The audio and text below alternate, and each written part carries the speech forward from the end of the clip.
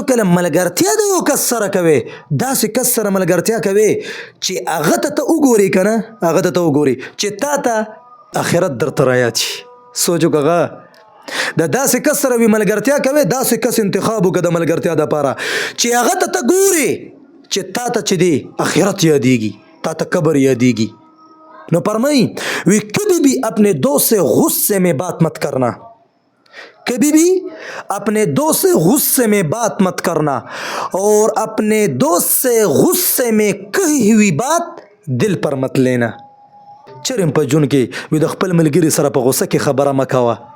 او کو چرې ته ملګري په غوسه کې درته خبره اوم کړه که نه نو هغه په زړه باندې مه اخله هغه په زړه باندې مه اخله نو نن سبا خو د ټاپیانو دغه ملګرتیا ده نو هلکه تا ماله ټاپي رانه کړه تا د پلانکي کار ولې داسې کړی بس بیا په زرګونو کاله چې دی بیا مطلب وراني دا نه ده پکار مضبوطه ملګرتیا پکار ده او د دین په خاطره باندې پوه شو که نه داسې ملګرتیا پکار ده چې ته خپل ملګري ته وګورو تا ته آخرت یاد شي صحیح ده که نه داسې ملګرتیا مه کوې داسې کسانو سره ملګرتیا مه جوړوې چې هغه ته د دین نه واړئ تا په غلطه لاره باندې روان کی ته ښه مونځ اودس کې او ته د هغه سره کینې او پاسې او د هغه صحبت هغه په خپله غلط وي خراب وي او ته داسې کس د داسې ملګرتیا انتخاب وکړې د داسې کس انتخاب د ملګرتیا دپاره وکړي چې بیا ته د هغه سره کینې پاسې په خپله به مونځ اودس کې او د هغه صحبت به دې ځای ته ورسوي بس بیا به نه مونځ کې او نه اودس کې او بس نو چې غلط کار کوي او تا ته پې هغه مطلب دغه نه کوي که نه او هغه تا ته پې نصیحت نه کوي پوه شه چې دا زما ملګری نه دی دا زما خیرخوا نه دی ملګرتیا څه ته وایي خیرخوا ته وایي که نه